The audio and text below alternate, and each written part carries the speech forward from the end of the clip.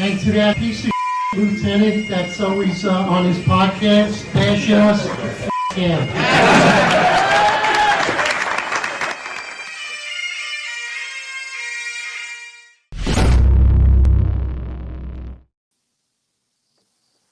All right, everybody. Eric Dibb, your most complaint cop, NYPD. This is New York's Finest Unfiltered Podcast. As always, with me, John McCary, the founder and the co-host of the podcast, retired lieutenant. Here we have a special guest, Charlton Souza, the founder and president of Passengers United Advocacy Group in New York City. Charlton, instead of me actually giving an introduction about what it is to be the advocacy group of Passengers United and the president and founder, let's get right into it. And why don't you tell us how you got into this, how you became the president and founder of this advocacy group, exactly what it is. So let's hear it. Pleasure to have you, by the way. Thank you. Thank you. Good morning, everyone. Thank you for having us on the show. We love to serve the public. So Passengers United is a 501c3 nonprofit. I've been a community advocate for about 18 years. I've worked in different places, different things. And I decided to put this organization together, after so many things that were happening in the subway, people being killed, people being assaulted. But also our angle was really to focus on subway service and better, subway funding. But then, the crime situation basically just took over and we started going to crime scenes. We started, talking to victims, and that's really the work that we're doing right now. The crime wave in the city is out of control right now. It's really bad. What do you see is the worst part of crime in New York City as far as it relates to the transit system? Like, what are the main issues that you believe the passengers are dealing with? It's transit workers are being assaulted right now. Police officers are being assaulted. And it's bad. I mean, you have these violent, emotionally disturbed people. Years ago, it would take one police officer to deal with the EDP. Now you need like 5-6 officers to hold these people that they're strong. I mean, and you have, all these drugs out there, K2, that synthetic marijuana. And when people get on that stuff, or trank, it messes them up really bad. Outstanding. Right away you mentioned the crime wave that's going on in the transit system. So John and I have been pretty expressive. We talk about that in this podcast. And in opposition to when John and I articulate the crime wave that's going on, especially the transit system and how it's affected the public safety by the mass exodus of the New York City Police Department, the recruitment, all the issues that are surrounding crime and public safety. And what do we hear in opposition from Chief John Schell, Chief Kemper for the New York City Police Department? We hear that there's a comparison and a dichotomy between perception and reality. So what would you say to the public right now? Because that's what the police department is saying. It's their perception, but the reality is crime is down. So what would be your words to the public when they're asking about perception versus reality? You really want me to say it? It's all BS. City right now is in a state of emergency. It's been in a state of, I think now we've basically hit the bottom. It's just out of control, and they can say all they want. The NYPD can say, and the mayor can say, and the governor can say, crime is down, everything's under control. No, it's not under control, because what they're not telling the public is there's not enough staffing in some districts. And, they have people working, 12-hour tours now. And you have to understand, with all the protests going on in the city and everything, they're pulling officers from transit to cover the protest. Every police officer is a human being. You can only work police officers so much. I gotta give hats off to the NYPD. I don't know how they do it. They do it, so much is being asked of our police officers, and they do it with pride. They have a smile on their face.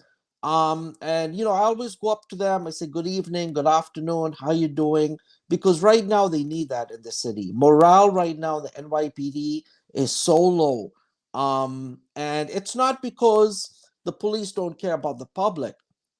It's because what the elected officials they've basically tied their hands. They can't do their job effectively, and the police officers are scared because if they try to do their job, they're either going to be suspended, they lose their pension, they lose their career.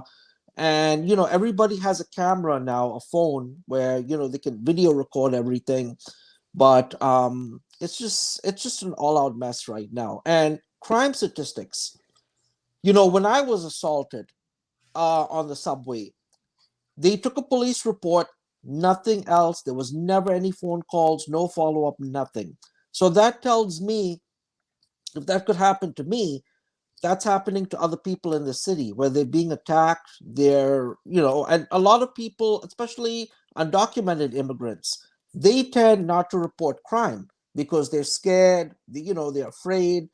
And so that's happening. But one thing I noticed when I looked at the crime stats, the NYPD has a classification called harassment, and those numbers tend to be higher than the crime numbers. So one of the things that's happening, especially with transit workers, when they get assaulted in the subway system, they're downgrading that. They're, even with assaults, they're downgrading that. So the statistics are just, it's just all BS right now, because there's really no way to tell. But I believe it's way, way worse than what they're saying right now. So. Absolutely. I mean, the numbers are abysmal, even though they're patting themselves on the back, saying that crime's down. But what you just pointed out is crime misclassification, right? Lying to the public.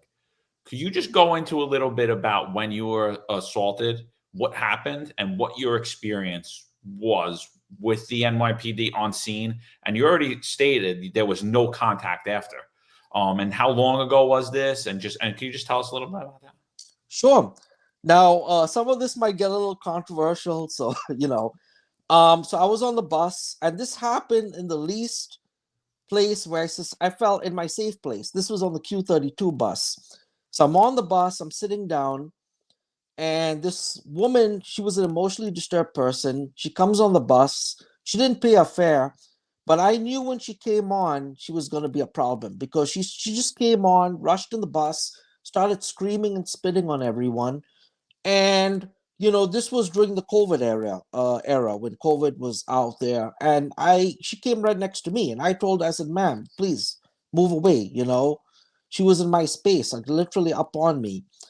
So she goes like 2 seats behind me, and she was just cursing people out. And then I told her, I was like, "Ma'am, you gotta calm down. You gotta stop doing that." She was screaming erratically, like really loud. So she comes next to me. She's like, "F you, F this," and she throws alcohol, rubbing alcohol in my eyes. So I got the whole thing on camera. Everything was on camera. The 108 precinct came. I showed it to the two officers. They took a report, and I never heard back. I called the 108 precinct. They said they'd look into it. Never heard back from them. But Pix 11 did cover it. Pix 11 News did cover it briefly. So this tells you, if this could happen to me. And then there was another time I was on the subway train. This guy, he was an EDP. He came and he basically kicked me. And, I got like a little black and brown, thing. So I hit the guy with my umbrella. I said, "Fuck this." I just went, hit him with my umbrella, and I did what I had to do. It's out of control down there. It's just out of control down there. There's no safety. There was a time when, I held passengers on the train. I held a guy down for the police. And, the police told me, "Oh, you shouldn't be holding down people. Oh, you can't do this."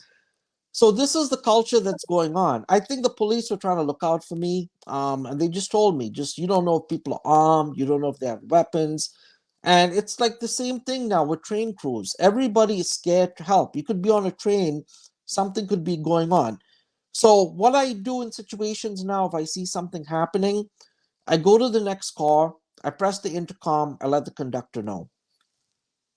Or if I see something, I'll put my camera on my phone and record it. That's all you can do now. It's really sad what's going on. So I would like to reflect on what you're saying. You're saying what's going on in the transit system because you said what's going on down there. So when you say down there, I assume you're talking about the subway system, right? 'Cause Yes, of course. you Sorry. cover the buses, right? And you cover the Ye- subway system. Yes, we do, and commuter rails So as well. so you talk about EDP. So most of our viewers are cops, but we have a lot of viewers that are not a police audience. So if anyone is curious, EDP means emotionally disturbed person, and that's what Charlton de Souza is referring to here. So there is a huge problem with mental illness. And John and I talk about in the podcast. It's going on in the transit system right now. And that's why I like to reflect on the case of Daniel Penny and Jordan Neely, right? Jordan Neely was the strap hanger that was choked from Daniel Penny. I believe, and so does John, that he did an outstanding job and he made a citizen's arrest. It's an unfortunate outcome, but he did potentially save lives that day. What is the position of yourself and Passengers United on that case, if you're aware of it? And if so, if there is support for Daniel Penny, has your organization done some public support for Of Daniel course. Penny? Yeah, Thank we you. were out there. I spoke on NBC News. So here's what happened in that case, what failed. First of all, Jordan Neely did not get the help that he was supposed to get help. Everybody failed him in all the social service agencies, right? And this goes back to all the progressive elected officials in the city who say, oh, no, where were all these nonprofits? And I remember speaking on NBC News about this. They invited me to speak. And that's what I said. All these nonprofits are getting all this funding throughout the city. Where are they? We don't see homeless outreach in the subway, rarely. They've got $1 million contracts with the Bowery Residents Committee. You have people who are using drugs. But go back to Jordan Neely. So that was the first, he was failed by all the social service agencies. So now he's on the subway. He has a mental breakdown. And that Marine, did what he had to do. He did what he had to do. There was a situation in the subway where there was a crisis, an emergency, and a threat was made. So, the Marines are trained to, take down an individual. When you say on a train, and I believe he said that he was going to stab and kill everyone. Am I right on that? Yeah, I just want to make sure. So the Marine did what he had to do.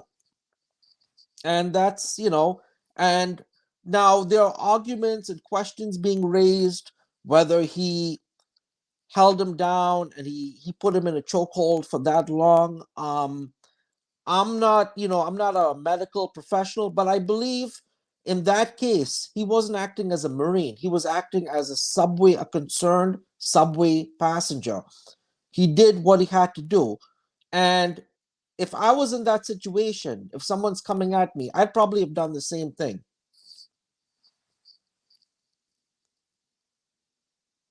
I mean, it's a curious case, that case. Honestly. And then there was a case not too long after that. I forget the individual's name. I believe his last name was Jordan. I forget his name, but he winds up getting into a fight. He winds up getting into a fight with another passenger on the subway, an emotionally disturbed person, and he stabs him with an illegal knife. And he's not charged for self-defense, but Daniel Penny was charged for self-defense. You're talking about the J train incident. Yes, I do remember that. Yep. Yeah, there was that other incident, and that was a totally different, Alvin Bragg's office, his motto in his office is one standard of justice for all. But that is not the same standard of justice. You have one guy with an illegal knife that defends himself, kills somebody. He's not charged. You have Daniel Penny defending others, kills somebody. He is charged. So I mean, that's what people are seeing. They're starting to, passengers like yourself who are willing to get into the fray and stand up when the police aren't there. Because let's face it, New York City is a big, big place. You're not going to have a police officer in every crevice. That's the one thing I have to be honest with everyone when I talk to. Oh, we need more cops. Oh, we want to see cops here. I'm like, I get it, but they're not going to be everywhere. It's just not reality. It's not reality that you're going to walk out of your house, you're going to see a cop, you're going to get on the bus, you're going to see a cop. It's not. You do see a lot of cops in New York City in the past. Currently, when I go to New York City, I definitely have noticed that there are less police, 1000%. I mean, there are guys like myself and Eric Dim who should still be on the job and we're not. But basically where I'm going with this is the Daniel Penny incident, the one standard of justice for all. We've seen in the past that if people have done something wrong and they were helped by others, like the two gentlemen that were with Daniel Penny, holding Jordan Neely down, they would have been charged for acting in concert if Daniel Penny did something wrong. What are your feelings on that? I know you're saying that Daniel Penny shouldn't have been charged, but considering he was, should, in your opinion as a citizen, not from a law enforcement perspective, do you feel that those individuals should have been charged?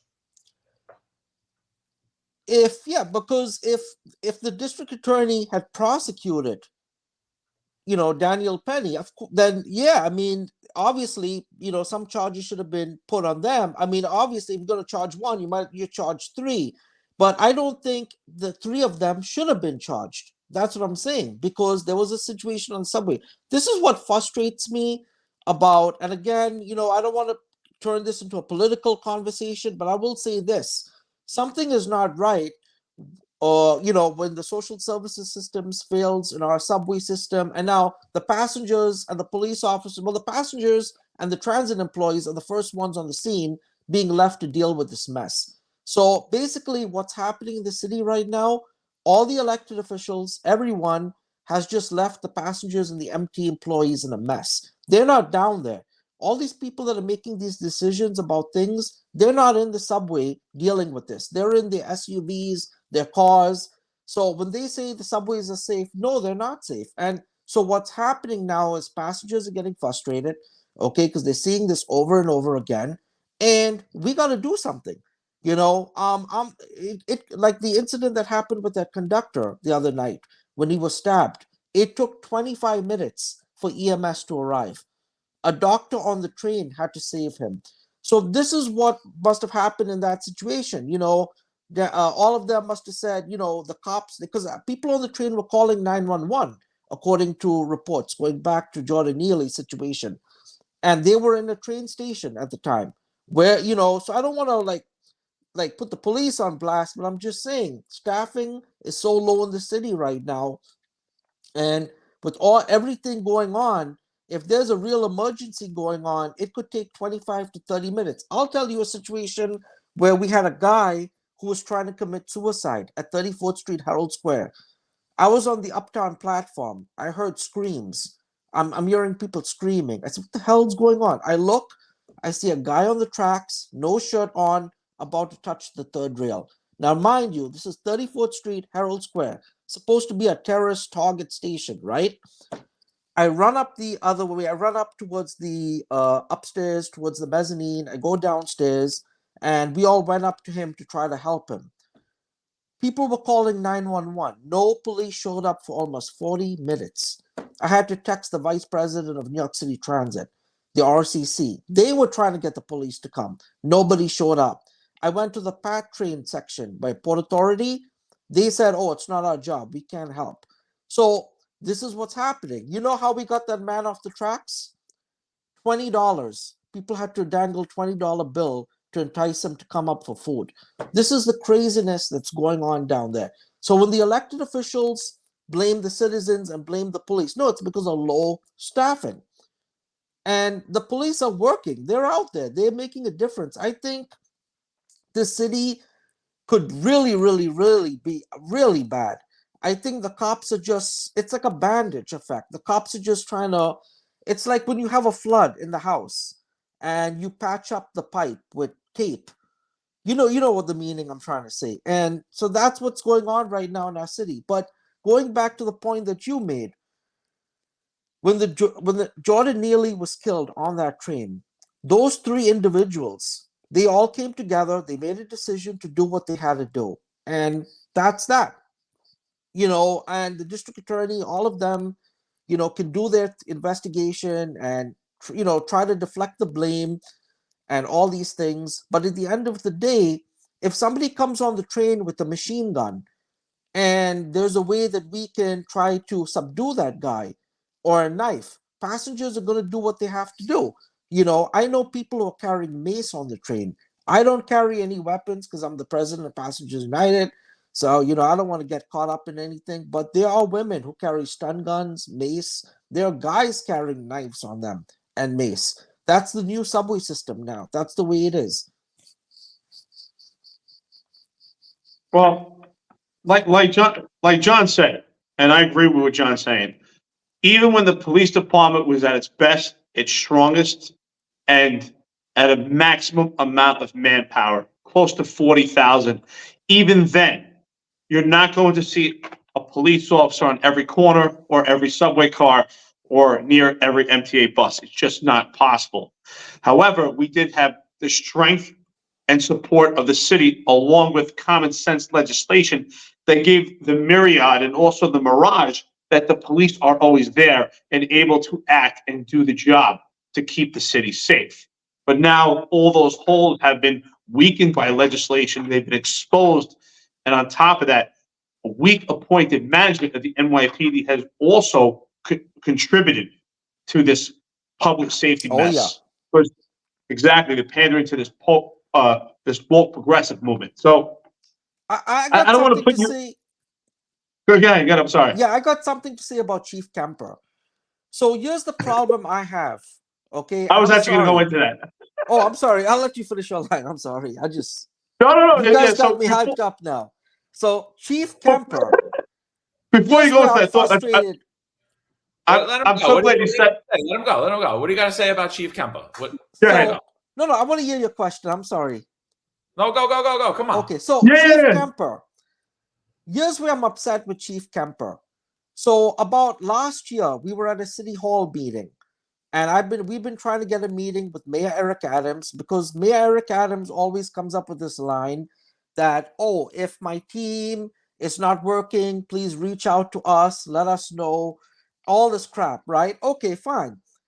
Now, I'm a Democrat. I used to be the president of the McManus Democratic Club in the city. Just a point. So here's the thing. So we were at City Hall. There was a meeting. Chief Kemper and his team were there. I testified before the city council on subway safety. And I went up to Chief Kemper and his staff, and I said, I want a meeting with Chief Kemper. I shook my hand, put my hand out there. Do you know that he had his people come up to me and they said, oh, we'll just take your business card. They didn't give me their business card, and they just walked out. We never heard from them. Okay? That was a year ago. Now, flashback to a week and a half ago. So there was an arrest in the Bronx. There was a big shooting in the Bronx. And so we went to, I believe, the 45th precinct in the Bronx, where they had the press conference. Everyone was there. I went there with the news media. And who do I bump into? Chief Kemper. He was holding the press conference. As soon as he came out of that press conference, I went up to him and I said, Chief Kemper, I'm the president of Passengers United. He did speak with me for a good 4 or 5 minutes. Me and him exchanged some things. He did tell me some of the things about repeat criminal offenders, which I had already told the media, because I monitor his tweets. I read what he was saying. But what surprised me was he said to me, who are you? He didn't know who I was, which I find hard to believe. I've been on all the newscasts. We're always on the news. And he didn't know who I was. And I told him, so we need a meeting with you. And then he tells me, oh, you're the guy from the committee meetings, right? At the MT committee meetings. I'm like, yeah. You see me every month at the MT committee meetings. You're sitting there in the committee room with all of us. So, we asked him, for a meeting, gave him my business card. His handlers, his staff said, oh, we'll get back to you. So a week passed, we didn't hear from him. So now flashback to last Wednesday. I was at the Monday. I was at the New York City Transit Committee meeting. There I go. I see Chief Kemper again. I said, Chief Kemper, when are you meeting with us? What's going on? Oh, we'll get back to you. We're working on it. So here's why I'm frustrated. Common sense. You have a crime wave going on in the subway, right? What I'm upset with Chief Kemper is he's going around the news media, telling the news media we have a state-of-the-art command center. We have a state, and he's showing them, images of subway stations in real time, right? Here's what my concern is. How is it that overnight people are sleeping in the 34th Street Herald Square station for hours? There's drug use going on at other stations like Times Square, all these stations, and you're telling me you have a command center with cameras and that's not being picked up? What is going on? So that's that, right? And then the other thing is you have community advocates on the ground. Why not work with the community advocates in real time? Because we had a condition at 7th Avenue and 28th Street where there was an open drug market going on there. Same thing at Herald Square at the 35th Street entrance by Macy's. This had been going on for months and people were complaining to us. So I started visiting the station. I was out there and we had an incident where, we called the police. There was a emotionally disturbed person. He was off, he was high on drugs. He had no shirt on, running through the station up and down. And so the cops come, and they just told him, you have to leave the station. They didn't take him to the hospital, even though an ambulance had shown up. And so the EMTs come to me. They're like, why didn't they take this guy, recommend that he go to the hospital? I found out that the reason why the police are not putting people in the hospitals, according to what I was told, is because then they have to do a lot of paperwork and they can't get back out on patrol. That's a situation. So because they're so short-staffed, now, everything is a mess. So the police have to make a decision. Do we do this paperwork, get this guy out, or do we go back on patrol? And guess what? That same night, there was something happened at 14th Street, 6th Avenue, where a guy got robbed. I go over there, and I happen to see the same two officers there. So that night, I was on tour with a reporter. Her name is Rebecca Bannon. And we had just been, roaming the subway system overnight, seeing what was going on. But right now, the staffing at transit districts overnight is part of the problem. And when you have people sleeping, and this is something I've got into arguments with elected officials, because elected officials will tell me, oh, it's okay for a homeless individual to sleep on the subway. What's your problem with it? Here's the concern I have. We have a lot of shelters, right, in the city. Most of the people who are sleeping in the subway, they either have criminal convictions, they've been thrown out of shelters, and the first night, it's fine, right, for an emotionally disturbed person, but once they get off their medications on day 2 and 3, that's when now something happens. That individual has assaulted someone, and now the police have to get them out of the system. But again, the elected officials, they know better than us, right? This is the thinking. Oh, no, they can sleep in the subway. I had one elected official, her name is Jessica Ramos. She told me we don't need surveillance cameras in subway cars. It's too much surveillance. This is the craziness we're dealing with. And I told her, I said, you know what? Why don't you come in the subway system with me overnight? Why don't we roam the subway system and I'll show you what's going on? I said the same thing to Chief Kemper. I said, why don't you come on a tour with us, as a civilian, come and see what's going on? Because, this is the thing with the mayor. You could have plans put into effect, and they keep saying after every crime wave, oh, we're adding 1,000 cops. We're adding 1,000 cops. But here's what the police officers are telling me. They want to help individuals. The police want to do their jobs effectively. But if they cannot prosecute fare beaters, and again, that is a tricky thing because there are some people who cannot pay their fare because all the machines in the subway station are broken. So in that case, I always tell people if the machines are broken, never jump the turnstile, tell the police officer what's happening, talk to the station agent, let the station agent handle that situation. Never jump a turnstile, right? That's that. But for the people who are jumping the turnstiles, they have to be interacted with. It doesn't mean you're going to arrest them and give them a summons, but you're having an interaction with that individual and you're saying, the police officer can make an assessment whether this individual is a threat in the subway system, whether this individual is high on drugs. And most police officers, they know what they're doing. They do. And Right now, that's not happening. You have people jumping the turnstiles in front of the police officers. And it's happening. And I'm not blaming the police. I'm just saying that all these laws that have been created now have created a very toxic situation for our subway system. And there's not enough people to watch the cameras. And the elected officials keep saying, oh, we have cameras, care, and all this crap. Now, we were the ones at Passengers United who were able, through our advocacy, to get cameras installed in the subway cars. After we started having embarrassing press conferences, we started making the news. Finally, the governor agreed to do it. But we have to keep this in mind. Cameras are only an investigative tool after something has happened, whether it be a person was assaulted, a person was raped, a person was killed. Then the cameras come into play on the trains and at subway stations, right? But only the live cameras, and there's very few of the live cameras that can see something in real time. And so this is what I'm going back to. Are the real cameras being looked at? Because how is it that you have individuals in the same place for several hours lying on the platform and nothing's being done?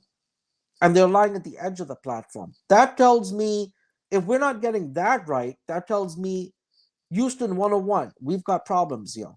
And you can go to any subway station at night now, and you'll see individuals openly selling drugs, injecting drugs.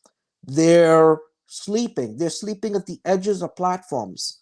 You see individuals who are on trank, and that was in Philadelphia. It's now come to New York, where you see them lying at the edges of like they're leaning over, like they want to get hit by a train. They're so drugged up that they don't know what's going on.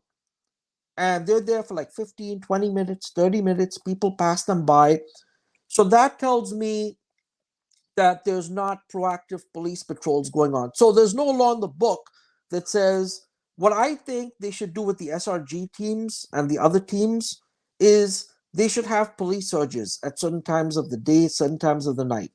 So at a certain time, the police should say, okay, we're going to surge a subway station. So like this, even if you're understaffed, right, and you don't have enough staff, it creates the illusion that you do have police and that they are around. They're not doing these smart things. They're doing things, they're not being proactive. They're being reactive. That's what's happening basically right now. And you can make all the excuses you want. Yeah, sure. I don't want to cut you off, but we're going way ahead. Eric, Sorry. what was it? What were you going to ask him? It's quite interesting because I was actually leading into a question that was actually going to talk about your relationship with Chief Kemper, the transit chief of the New York City Police Department, and you started to go into that, which is great. So since you did speak on that, what you talked a lot about, when I listened to everything you just said, and it reflects on what John and I talk about this podcast, is what's the bedrock and foundation for public safety, which I ultimately, my heart is 100% into intrusive police work. So when you talk about proactive, that's what you talk about. You're talking about being intrusive, right? Engaging people that jump the turnstile to make sure that the people that are in transit don't have malicious intent, that it's not just someone that is in poverty, that they're not there because of mental illness, or they're not there because they're selling drugs. So you're talking about intrusive police work. Chief Kemper had spoken to the public and said that there was a Wi-Fi installed in the subway system, and that right now part of the plan was to advise citizens, passengers, riders, strap hangers, not to engage potential adversaries, which we agree you shouldn't engage them. But his advice was not to look potential adversaries in the eye. Which we laughed at. We put a lot of satire. Exactly. We put a lot of satire about that. But you were assaulted yourself. You're seeing this constantly. That's why you're doing this proof. How do you feel about something that is, I feel, so cavalier to say, hey, just don't look them in the eye, get off the train, press the Wi-Fi button? Do you believe that Chief Kemper has an actual plan, other than flooding it with overtime and just putting mass amount of police officers and advising the public basically not to be the problem, that the victim is the problem, to get away from the potential perpetrator? Do you believe that transit has an actual plan? Have you discussed a potential plan of what's going on, other than that conversation you and Chief Kemper had? if you could reflect on that at all, I appreciate it. Sure. So I did see, I remember that show that you guys did, and I saw that show, and I remember I actually saw that Fox interview where he was on Fox 5. And I'm saying to myself, what the hell is this guy talking about? To make it, I don't mean to offend him, but I'm just saying, like, what? How, first of all, and we always tell, and I always do this, and people think I'm crazy. I always, as soon as the doors open up on a train, I always eyeball everyone who's coming in, because that's a way that you can assess who you think is going to be a problem. And 99% of the times, and it's, I'm not a racist person, but in the subway, you got to assess, you got to size people up real fast. And 99% of the times, if individuals coming in through the train or through the train car doors, in between the cars, you got to assess whether that person's going to be a threat, whether you need to move, or you just keep monitoring that individual. And I would say it works. And so Chief Kemper is wrong on that. Now, if you're being attacked, as Chief Kemper alluded to, and he said, don't look the person in the eyes, how the hell are you supposed to have a witness identification? What? This is crazy. Because at that point, you're being attacked already, right? So you might as well look at the person, or at least have your phone camera on so you can have give the police a positive identification. And one thing I did agree, and I learned from you guys, is that the shoes, a criminal will never change his shoes. And that is something You've that been watching. I appreciate it. And I told my team that too, and we do subway training. And I will tell you this. So I went out with the Guardian Angels on patrol. They have a special team called Special Forces. And we were on patrol with them for about 4 or 5 hours. And I have to tell you, I love the way they patrol. They did a better job than the NYPD. And I'm not trying to put the police officers on blast. I'm sorry, guys. But what I'm saying is the way they patrolled, even though they were civilians, they were so serious when they did that patrol. And the way they were standing up, they were monitoring people. It's like, I don't know what's going on in the police academy, but when you see some of these new recruits that are coming out, they're busy on their phones. Okay, fine. I understand you have to do police reports. So here's what you do. One person does the stuff on their phone while the other partner is observing what's going on. Then when the partner is finished, it's switched to the other person. That's how you do that. But if two people are looking at their phone, two police officers are looking at their phone at the same time, or if the police officer is stationed by the turnstiles, something could be going on the platform. Like case in point, we were at the Rockaway Avenue station on Thursday, where the police officer, the conductor, got slashed. So we saw two police officers standing in the front by the station agent booth. Guess what was happening further down? A guy opened the gate and he was letting everyone in for free. I got to be honest, like the subway fare at this point, I agree with broken windows theory, which is what they're doing, that the mayor said was a racist plan, but he implemented it the minute he became the mayor. And he hated anti-crime, but he implemented it the minute he became the mayor. Same thing. He just changed the name, changed the game a little bit, changed how they dress.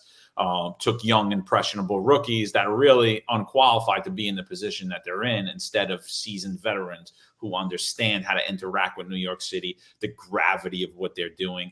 But I got to be honest, what you told me earlier in this podcast, 45 minutes for a response on 34th Street in Herald Square, one of the world's top terrorist targets in the entire world. I mean, that is disturbing. So I just want to back up on what I said earlier. I said that cops can't be everywhere, and I agree with that statement, but damn sure police should have been in that subway station. A 45-minute response is abysmal, and it should fall on Chief Kemper's head. And then we want to go to the outer stations, and that MTA conductor where his neck was slashed, and that was a deep slash, and it's a miracle that guy's alive, and I hope he's doing well today, and I hope that never happens to anyone again. But a 25-minute response, that is unacceptable in this city for anything. It should have been at most listen, I get you're on the outer boroughs, you're on a thing. At most, with traffic, with insanity, at most 10 minutes. 25 minutes is a failure. These response times are disgusting. They're absolutely, it starts with Eric Adams, but it should end with Chief Kemper. And I agree with you. The stuff that you're seeing now, you know why? You know why the Guardian Angels look differently? They patrol differently? It's because of the leadership. It's because of the training, right? You're not knocking the individual officer, what you're saying, that they're not out there, they don't look professional. You're knocking the leadership, and that's what they don't understand, and why they continue to come after myself, Eric, the podcast. I'm sure now you, other people like us, the Guardian Angels, because they don't want the people to hear what is actually going on and see what's going on. They're fighting perception. Terrible, terrible, terrible. And I think what the mayor should do, and I even told Chief Kemper, you should have people feeding you information as to what's really going on in the subway, like a quality assurance thing. Now, I know that some police officers will be like, wait a minute, you want people spying on us? No, but you need that. You need you need to have a full comprehensive plan, because if you're telling people, and they keep saying we're going to flood 1,000 cops in the subway. Like you said, you could put all the cops you want, but if they don't have the tools, if they're not being allowed to be police officers with the training that they received, and if you're basically second guessing police officers' professional judgment, and you're not letting them go out there, intercept people, talk to people, engage people. Not everything has to be an arrest. We agree with that. There's been times that, the MetroCard machines were broken in the station. I couldn't refill my MetroCard. I know better. I always go to the station agent, let the station agent buzz me in, because I don't want to get arrested or anything like that. And I always tell people that, but there have been times, there have been police officers there, and I'll explain to them. I'll say, guys, look, all the machines are broken in the station. Somebody comes up to you, if you don't want to let them in, tell them to go to the station agent, let them work it out. So the MT keeps saying there's a fare evasion issue. What's really happening is 80 to 90% of the MetroCard vending machines, they're getting ready to replace it with Omni. It's a new fare system. The old infrastructure is breaking down, and people cannot pay their fare. So this whole fare evasion thing is made up. People want to pay the fare, trust me. It's just the machines are broken. That's happening. And then sometimes the Metro cards are so flimsy that if you put it next to your cell phone, which most people do, it demagnetizes the card. That happens. But we have service disruptions, suicides, 12 nights. And what the city is not talking about is suicides. You never hear that on the news. Every day, maybe you have 20 people jumping to their death on the subway. These are people who are homeless, emotionally disturbed people on drugs. That in itself is a crisis. So what I'm saying to Chief Kemper is, if you have that going on, forget about the crime. Let's just reflect on that issue right there. You're failing. Nobody should be able, if you have all these cameras, as you say you do, somebody should be monitoring these cameras at all time. They should have a rapid response team. And I also think subway stations should be checked at least every 2 hours. Right now, that's not happening overnight. It's not happening. Hours and hours go by. You have individuals taking over the station, opening the service gates. What they'll do is they'll tamper with the MetroCard vending machines so that people cannot pay their fare. So now you have a guy at 23rd, 6th Avenue. He's there every day. He opens the gate. Come on in, come on in. People are paying him money to go inside the gate. It's a complete breakdown. It's an utter breakdown. And the transit workers, my heart goes out to all of them. And I think you should have Tremel Thompson on your show. You guys talk about the police unions and the issues with that. Well, guess what? TWU Local 100, that union is a complete mess. They don't care about their workers. That's actually the worst union in New York, believe it or not. They're going through a lot right now. Transit workers are being spit on. They're being assaulted. That job where the guy got slashed in the neck, he could have been killed if it wasn't for that doctor. And what was sad was he had to scream on the intercom. He's like, I need a doctor. I need a doctor. And the thing with the rail control center, don't even get me started on them. So there's been times we've had situations on subway trains. where when we tell it to the conductor or when we go on Twitter, there's people sitting at the rail control center, and their job is to basically communicate that with the police. What I told Chief Kemper was the NYPD should have someone on the transit Twitter page responding to inquiries in real time. That you got so many people at one police plaza. Get somebody on Twitter. Let them monitor the account as the pictures are coming in about transit conditions. Now you really have an assessment of what stations you need to send police to. That works. And then the other thing that But if SEPTA, they did that, they'd have to pull over all the manpower that they have waiting for the memes that we put out. They would have to pull those guys off of doing that to monitor the memes, the satire when we make fun of them. So I don't know if that's going to work because of the manpower. oh God. But I do want to say one thing. Look at SEPTA police. Now, SEPTA had a really bad situation in Center City with their issues going on. You know what SEPTA police did that was smart that the NYPD is not doing? They created a crime app. So basically, let's say if you're on SEPTA, you can communicate with a 911 technician. Let's say if it's a non-emergency thing, like a person stretched out, a person jumping the turnstile or a condition going on there. You can actually communicate with the SEPTA police technician who will take your image, take your complaint, and they will put it out over the radio, or they send it to the police on their phones, and they're able to respond in real time. And that in SEPTA has cut crime down, I was told, by 50 to 60%. So NYPD is supposed to be the number one police department in the world. Why isn't the NYPD coming up with the Subway Crime app? I told Chief Kemper that he didn't listen to me. I agree with you. I always say that the NYPD used to be the GOAT of policing, and unfortunately, it's lost its luster. With that being said, I'd like to switch gears here for a moment because I first of all, I want to say my hat's off to you. It's obvious you're a boots on the ground type of guy. You're not just sitting in the office or at home gathering information. You're on the ground. You're seeing what it's like, the Guardians, the way they're moving. You've been assaulted yourself. You're seeing what's going on in the subway system, what's going on in the actual buses. So for that, my hat's off because your eyes are actually on it. So you talk about being out there during COVID. I think it's important to reflect on it. I'd love to hear your point of view because we heard from Chief Kemper say that we cannot make a comparison of crime to COVID because there was low ridership. And because of low ridership, we couldn't get an accurate number of what crime actually is. So could you reflect on that? Did it make a difference that there was low ridership during COVID or now? What were you seeing then and seeing now? And does it make a difference on crime? Because that was the argument we heard from Chief Kemper, that there was more crime because there was low ridership.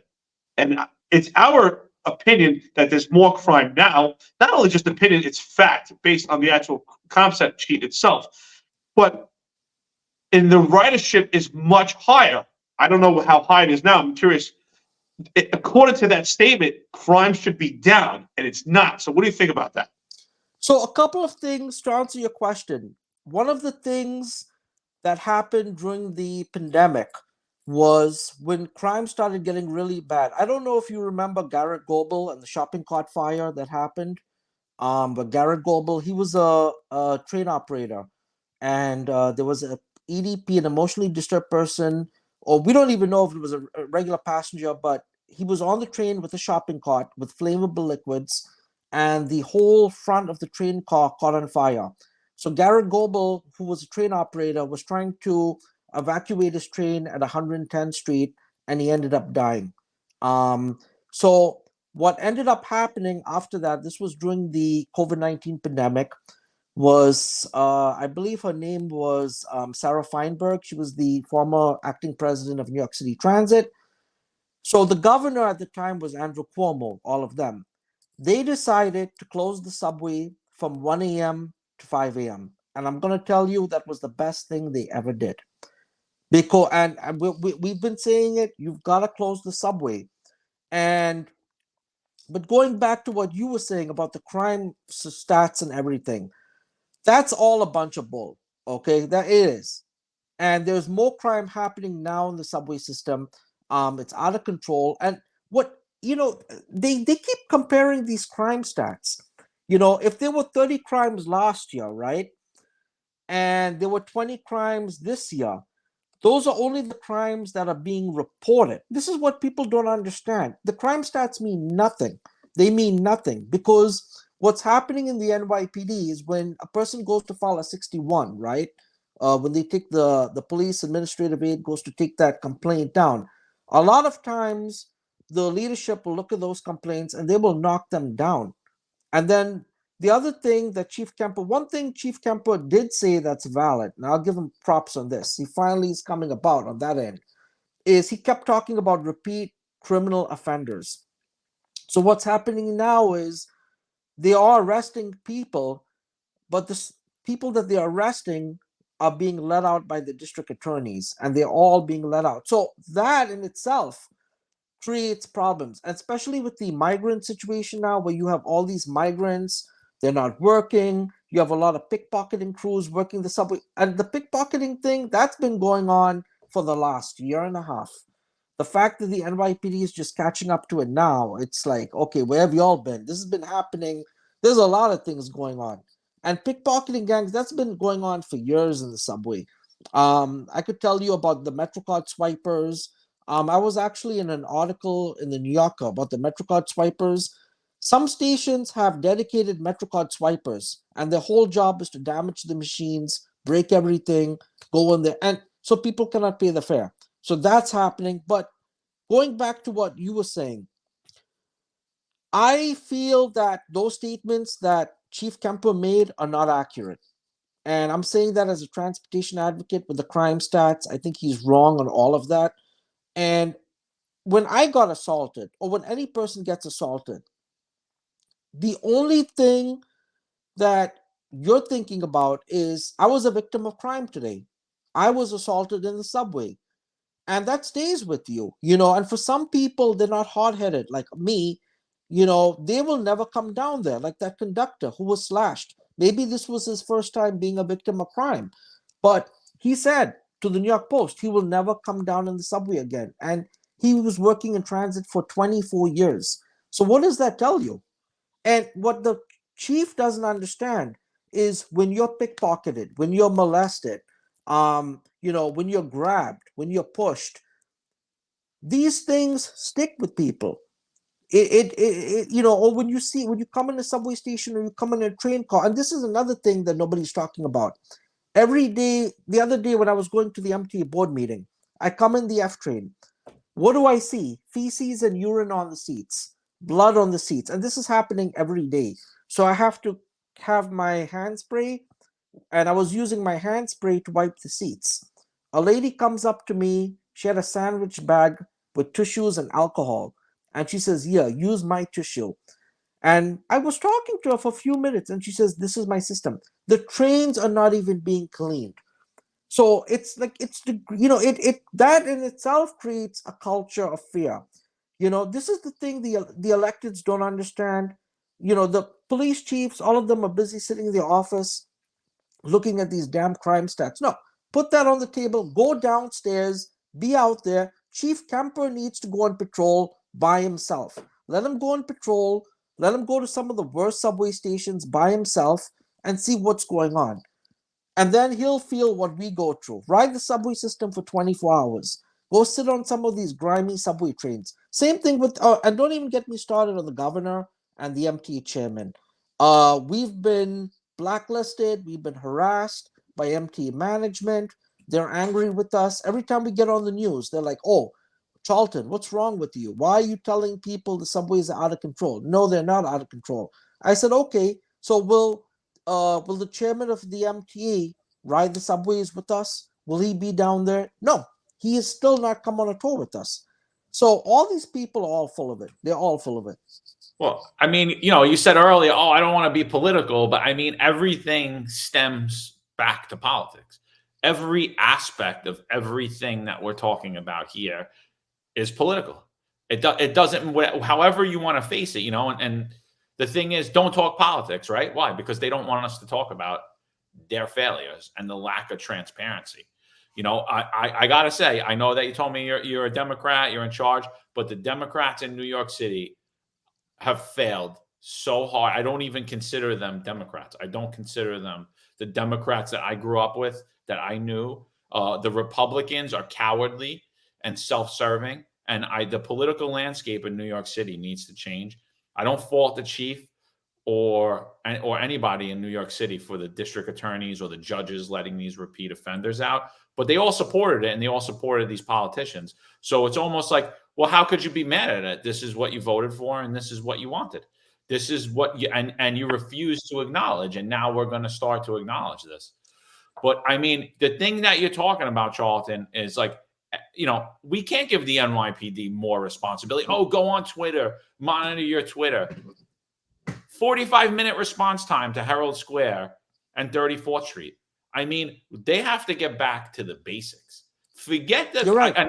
And by the way, I don't support cameraing up the entire city, because, like you said, what's it gonna be done when someone stabs me or you or another passenger? They're gonna get let out anyway. But when I defend somebody that's about to get stabbed or about to get killed, then that camera is going to be used against me for the littlest, minorest thing. So I believe in freedom. I believe in liberty, and I'm not willing to trade my liberty for the safety that the camera is going to provide. But I really believe they need to get back to the basics.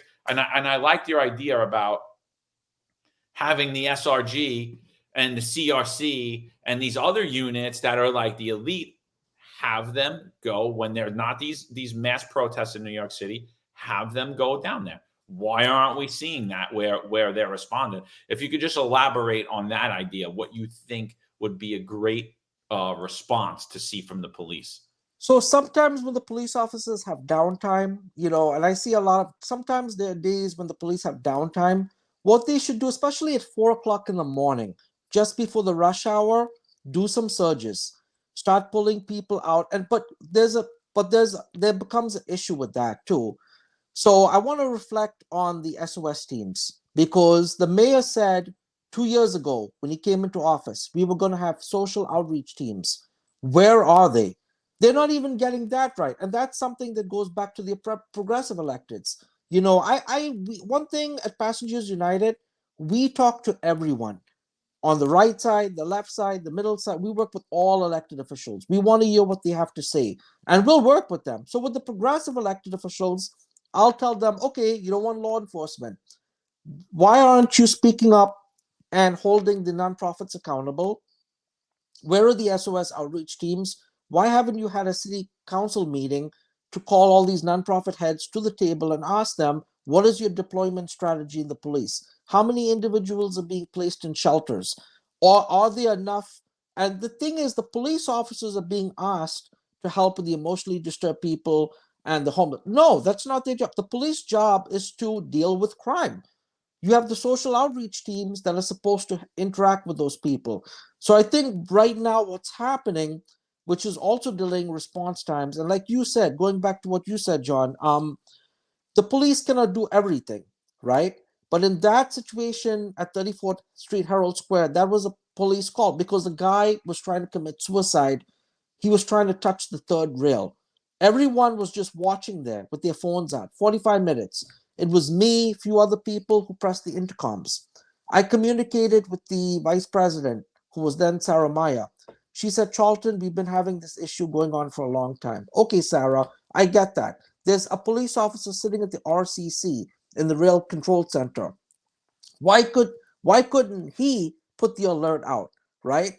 And that's another thing. I don't know if the RCC is now being staffed 24/7, because every time something happens on a train, they're telling the train crews radio for police or look for police en route, which means if something happened at 50th Street and they call in at 50th Street, they're telling the police to go down to 34th to 23rd Street to find a cop down the line.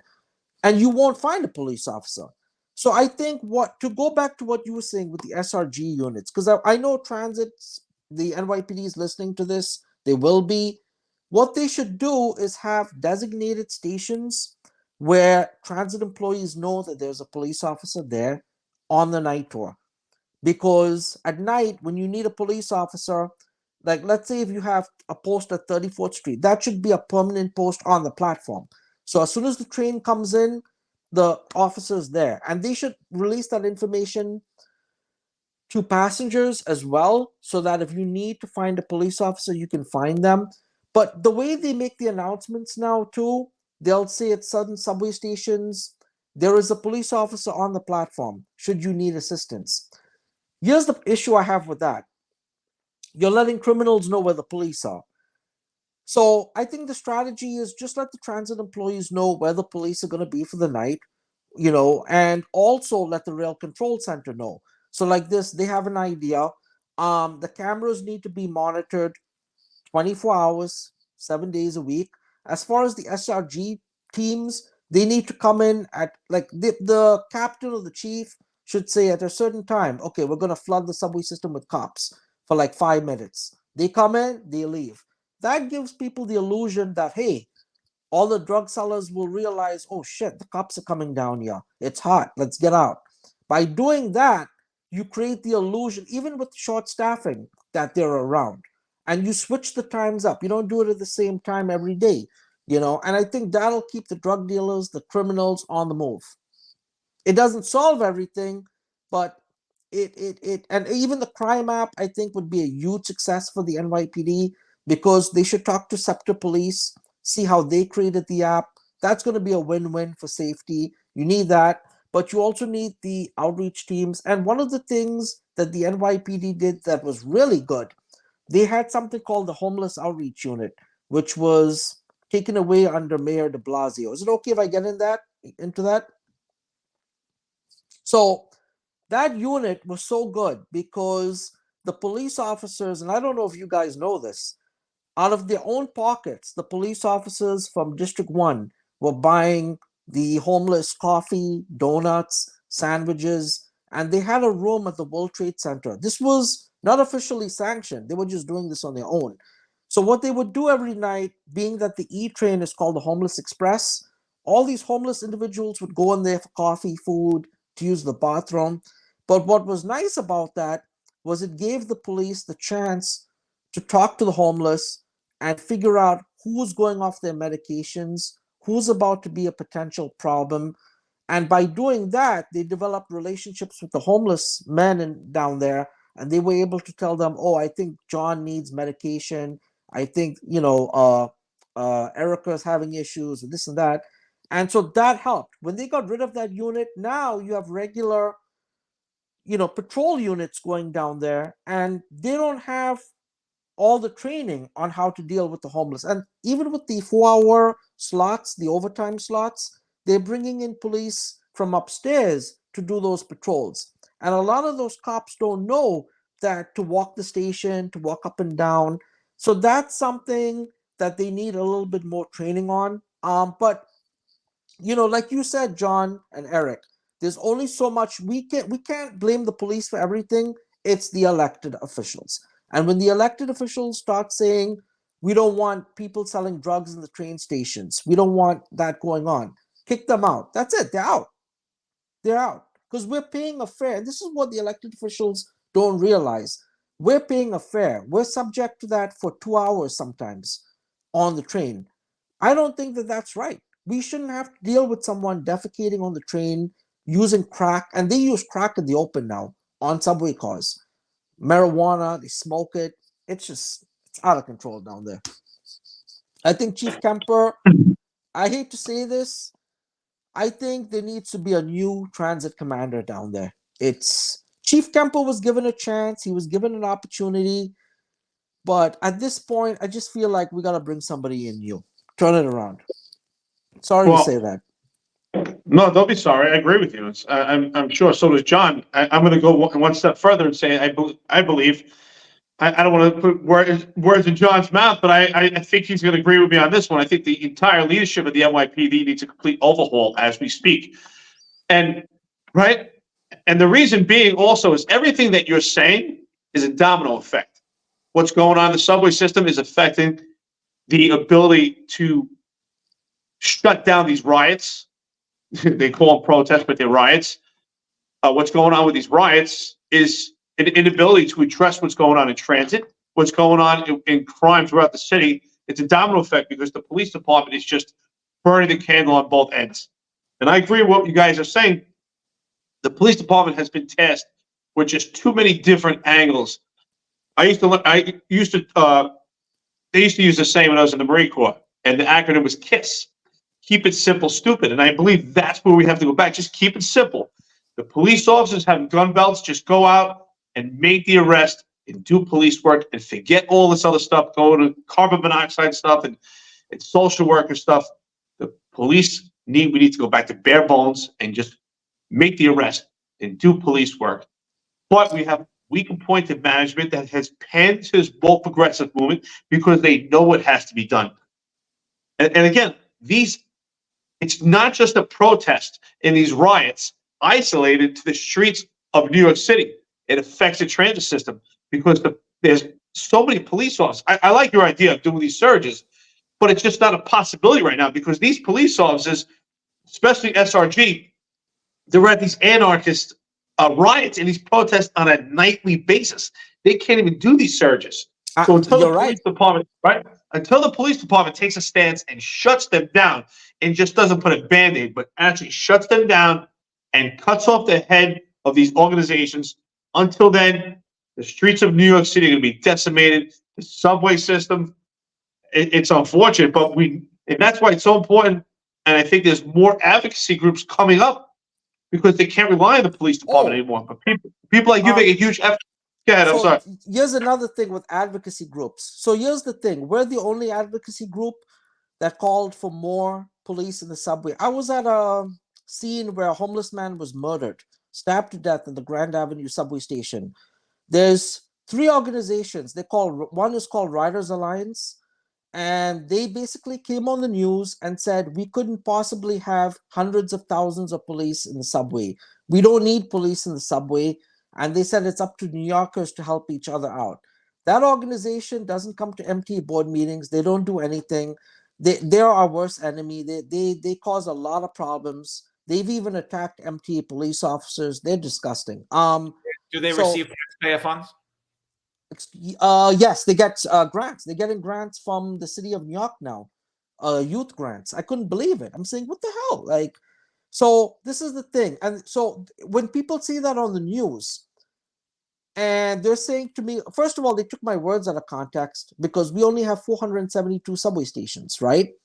You have 3 tours. You've got the morning, the afternoon, and the night tour, if I'm correct. So, yeah, so you should have those tours covered. There should be a police officer at least at every other station. There should be a cop there in twos, so that if something's happening in the next subway station, they can go there and intercept it. But we don't see that happening now, obviously, because of the morale. Now, going back to the SRG teams, at SRG, at night, overnight, when there are no protests going on, and you have police officers, I think the commanders should come down there. Management should roam some of these subway stations. So Chief Kemper should go down there. I think Chief Kemper every week should designate maybe 6 hours, and he should go down there and do patrol uninterrupted. Be down there, see what's going on, or anyone who's running transit. Get the sergeants out. I know the sergeants are doing a good job, but get the captains out there. Let the captains walk around. Let them see what's happening. Talk to the people, engage the people. And one of the things I was upset with Chief Kemper, if I'm an advocate and I'm already doing this work, don't have an attitude. His handlers were like, oh, no, he's busy. He was just walking right past me. He wasn't busy. He could have stopped. That's called leadership. So there's one person I do want to shout out, if I can, and that is Chief Muller of the MT Police Department. We're so proud of you. Chief Muller is a true leader. And I'm going to say this to you. I don't know if you saw that video with Viral News where they went into Penn Station and he saw the homeless sleeping there and stuff. I did speak to Chief Muller about that. He came up to me and he owned the situation. I was impressed. He owned up to it. He said, I'm sorry, Charlton. We let the people down that night. We didn't have enough people. He said that to me. That is leadership. That's leadership right there. And I've seen him talk to people at graduations, when people get promoted to detectives and stuff. And he tells his people, he gives them leadership. We're not seeing that at the MTA right now. We're not seeing that at NYPD. We need leadership. And leaders like us that are out in the system need to be respected. And what the police should be saying to us is, okay, give us a breakdown of stations where the problems are at. Tell us what's happening on a nightly basis so that we can deploy resources there. Right? You would think strategically they'd work with us. They're not doing that. No, I mean that, we're considered misinformation spreaders more than helping, more than eyes and ears, more than having leadership conversations, talking about the issues. They're just denying it. Now, let's just forget about 2019, 2020, 2021. If you don't count that and you decrease crime by 100%, then we're actually, if you look at it, we're at historic lows in the New York City transit system. That's what we're hearing out of the NYPD. It's all this playing with crime numbers. It's perception. It's not reality. But I just want to back up on the homeless thing real quick, because the homeless in the subways is a major failure, and it's been of the last two mayors. It's a huge failure. And like you said, that homeless outreach unit was amazing. They shouldn't have taken it away. They should have expanded it to every borough. It shouldn't have just turned out in Manhattan. It should have been in Brooklyn. It should have been in Queens. It should have been anywhere where there's a homeless population. And instead of expanding that unit, they just ripped it out and it's gone. And what we see is why the homeless are sleeping on trains and why they're basically living down there, especially during the winter months in New York City. You'll die on New York City streets if you sleep outside. So they go down there for the warmth. And, I've spoken to a lot of transit cops, and they've said what they would do is, it's during the cold winter months, they would let all of the homeless sleep on their posts so that they didn't die out there. And they built a rapport with them. Hey, could you just move over here? Hey, can you go over there? And it shows a huge, huge failure. Compassion. In the cops, but what it shows is that it's a huge failure in the homeless industry that has been built in New York City. There's $1 billion, $1 billion a year allocated for homeless services. There's another $1 billion allocated for mental health services in New York City. I think they're so related that it's not even funny. So there's about $2 billion going to this one problem in New York City every year in New York City budget. It's there. It's $2 billion. And what do we see when we talk to these homeless people? I'm not going to the shelter. It's dangerous. I'd rather sleep down here. And that's the major failure. Forget about the leadership in the NYPD. They're compliant cowards. They'll never say the truth. I have no respect for any of them. I agree with you 1,000%, Eric. We need to start over, but it starts at the top, right? Like Eric Adams said, I am the mayor of New York City. The commissioners run their agencies, but I run the commissioners. And he's failed the homeless in New York City. He's grown it. He's grown the population instead of decreasing it, instead of helping them. He's grown it. Failure. Huge failure. And the migrant situation has really made things bad in the subway system. Really bad. And so, my concern is really the emotionally disturbed people, because there are a lot of homeless individuals who are really friendly. They're really nice. They don't bother anyone. That's fine.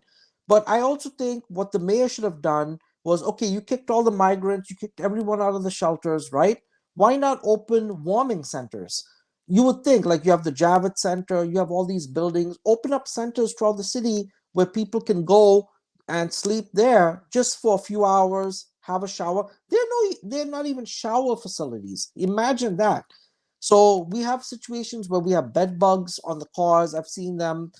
People bring in all these big, bulky items, and once the bed bugs get into the heating units, it creates a mess. That is a health hazard. That's a health condition. These are human beings. We're not showing compassion towards them. And this is what the mistake that the city has made. So, I mean, we're all doing the best we can as advocates. We went to Albany last year. We visited 55 legislative offices. We spoke to them about the cameras, about, just having more strategically deployed operations. And the thing with the private security, they're using private security in the subway system in some stations. But the problem is these are minimum wage high school college individuals. They have no security training. That's crazy for them because they can be stabbed, they can be shot. And so one thing I do want to give a shout out to the NYPD auxiliary police. You guys are doing an excellent job, and I wish I would talk more about that too, because civilians, they were trying to get me to join the auxiliary police, but I was like, I don't know, because when you wear that uniform, somebody thinks you're a cop and they could shoot you. And so, but the auxiliary police, they're holding it down. I see them patrolling stations. They're doing an excellent job. And for everything that's going bad in the NYPD, the one thing the NYPD is doing right is the NYPD community centers. They have the PAL. They also have a community center in East New York where they're helping people. So in that sense, community relations are improving. Okay, they're working on that. But I see all these commissioners and all of them going to parties on social media. I'm like, guys, there's a subway crisis. Cities, there's shootings all over the city. What happens upstairs eventually comes downstairs. I just want to say, first of all, I learned a lot from you, and there's a lot of great information you put on. You're pretty knowledgeable when it comes to police lingo. You actually said a lot of the police lingo, and it's obvious you know your stuff. You know what's going on out there. And I want to say I really appreciate that you acknowledge the auxiliary police officers. I used to always make it like I would make it a specific effort to approach auxiliary police officers and just say thank you, because I felt that there was a lot of times that the police officers kind of disregarded them and didn't really pay attention to them. And I think I would show them gratitude. I mean, because some of these people were teachers and, they have other careers, and they would take their time out to put this uniform on, to stand out and volunteer. I mean, my hat's off to them. You're 100% right. I really think what they do is pretty amazing. And talk about police officers, a thankless job. That's really thankless. I mean, you're just doing it out of the goodness of your heart. So with that being said, we're a little over an hour and 15 minutes into this. I think you provide valuable information. I want to thank you for your boots that are on the ground. And I know John definitely appreciates too what you're doing out there with this advocacy group is just fantastic. And I really believe that you're genuine and you care, and it's just it resonates in your knowledge because you care, you have compassion. So with that being said, I want to say it's an honor to have you on the show, Charlton, as the president and founder of Pastors United. I'm super impressed by what you do. I thank you. Please don't lose hope what you do. We need people like you out there. I say the squeaky wheel gets the oil. Please keep your boots on the ground. John and I support you. I'm sure there's a lot of people out there support you. Thank you for being honest. I know that you will face opposition for being honest in some things that you said, but it needs to be said.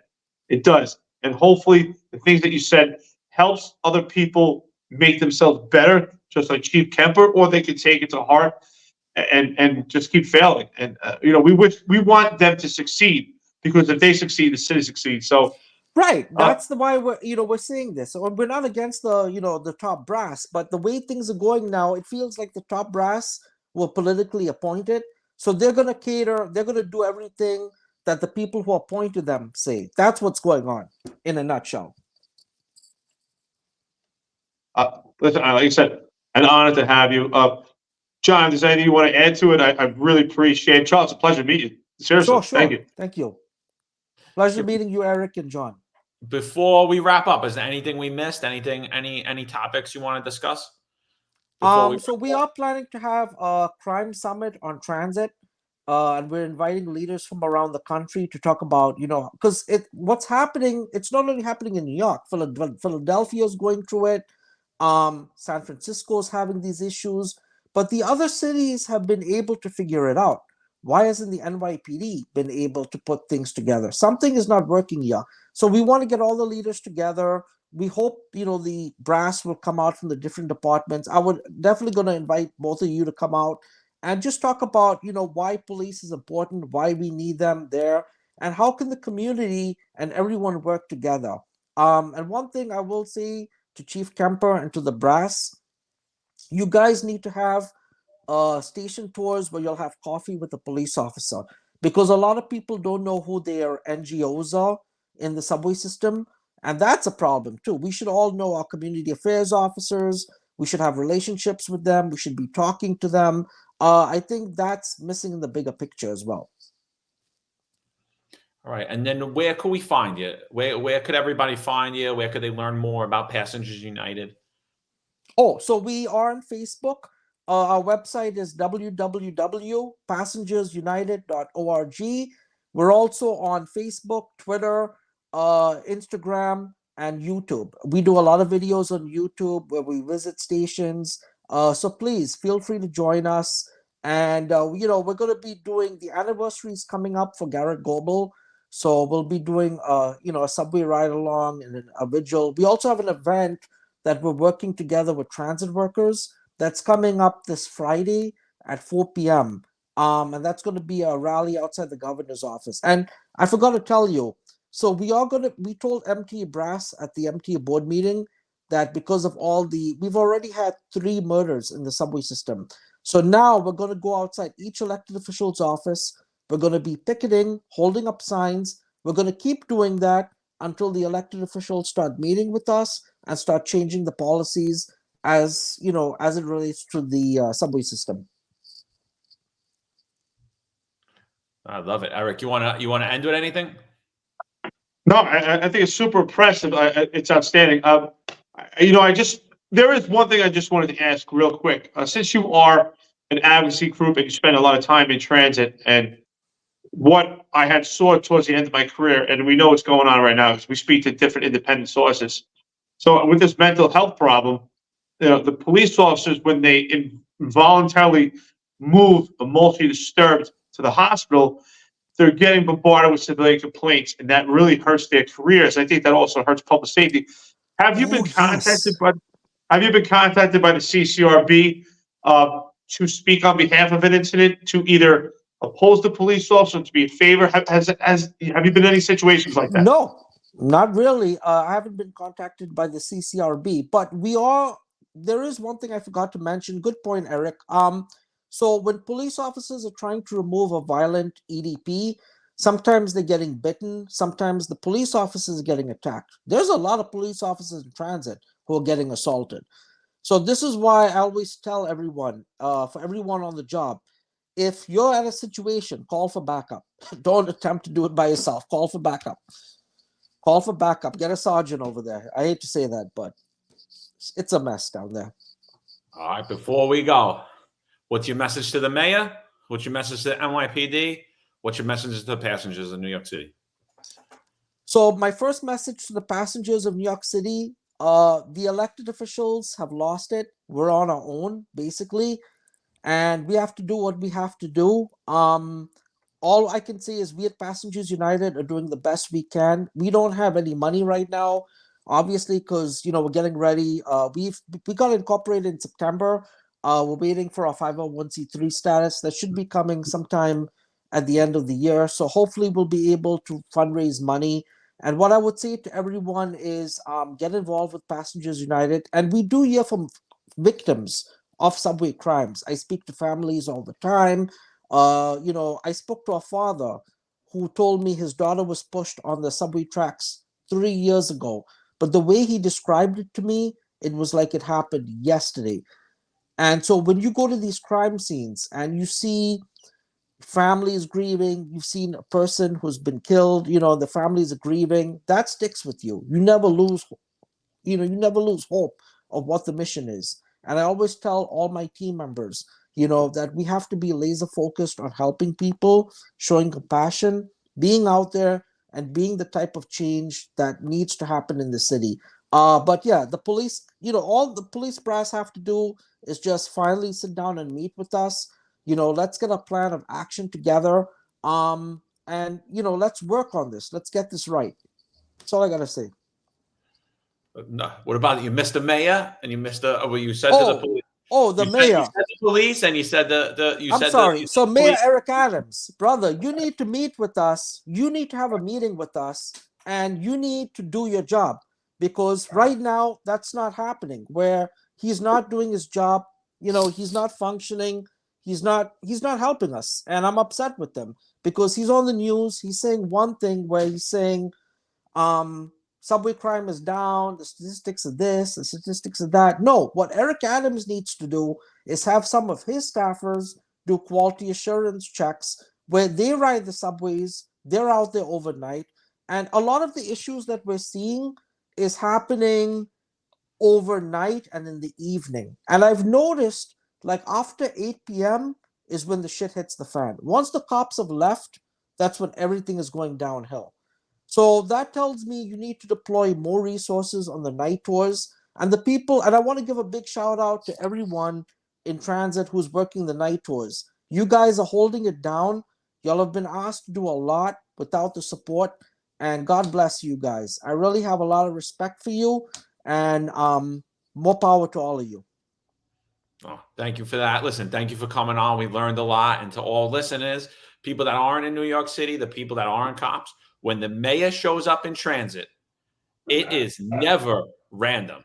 It is never random. When he shows up in transit, the MDA is out there with a clean subway car. He has a storm of police officers swarm that subway station, clear the homeless, clean the subway station. It is like it's basically a movie set when he shows up, and he's showing up with an army of armed cops. So anything you see is not reality. That is perception. That perception. Is there is one thing I forgot to say. Our organization is against congestion pricing. And so now, not only are city workers, I know the fire department had a big rally outside MT headquarters. So if you're on the force, and this goes for all city workers, you're now being asked to pay $15 to come to the central business district. And they want you to ride the subway. Good luck on that, because forget about the crime. The trains are breaking down constantly. There are signal issues. Every day something is happening in the subway system where it crippled service right now. So I think the unions, I'm surprised the PBE hasn't come out and had a press conference against congestion pricing. And I don't know if they got into the lawsuit. They should sue on behalf of city employees. So that I don't know why they didn't even discuss that in their contracts. And even transit workers are being asked to pay the $15, which is a big issue. But there is one thing I wanted to touch on. So all these recent crime incidents, we have not seen the mayor, we have not seen the governor, we have not seen the elected officials publicly address this. Instead, they have Chief Kemper out there and the police brass doing the press conferences. I have a major issue with that.